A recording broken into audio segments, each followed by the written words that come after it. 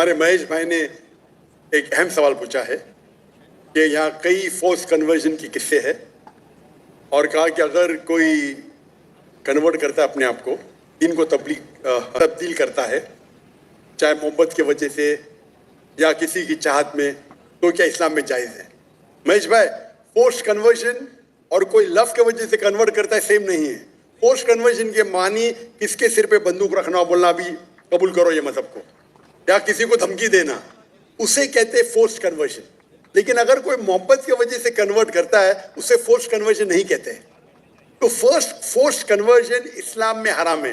अल्लाह फरमाते हैं सूरह बकरा में सूरह नंबर 2 आयत नंबर 266 में 256 सॉरी मेरी जरा उर्दू में गिनती और कमजोर है, 1 2 3 अच्छी है लेकिन उसके बाद तो 256 सूरह बकरा सूरह नंबर 2 आयत नंबर 256 ला इकराह फिद्दीन, कि इस्लाम में, हमारे दीन में कोई जबरदस्ती नहीं, कंपल्शन नहीं।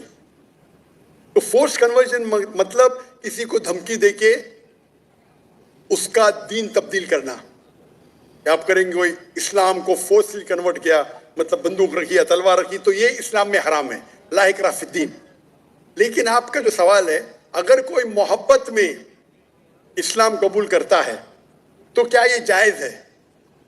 अगर कोई मोहब्बत में कबूल करता है बिना कोई प्रेशर, अगर कोई गैर मुस्लिम, चाहे हिंदू हो ईसाई हो, कोई मुसलमान के मोहब्बत में इस्लाम कबूल करता है, तो ये एकदम अफजल नहीं है।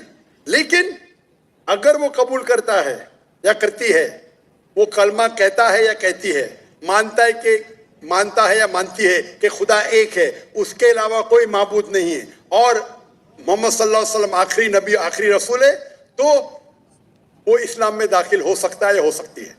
अफजल नहीं है क्योंकि उन्हें मोहब्बत की वजह से की, लेकिन वो जरिया बन सकता है। हम नहीं कह सकते दिल में झांक के कि उसने मोहब्बत की वजह से इस्लाम कबूल किया नहीं। अगर कोई जबरदस्ती नहीं करता है, कोई तलवार नहीं रखता है, बंदूक नहीं रखता है, वो अपने दिल से इस्लाम कबूल करती है, हो सकता है कि वो इस्लाम के बारे में जानती नहीं है, लेकिन मोहब्बत में कबूल कर ली।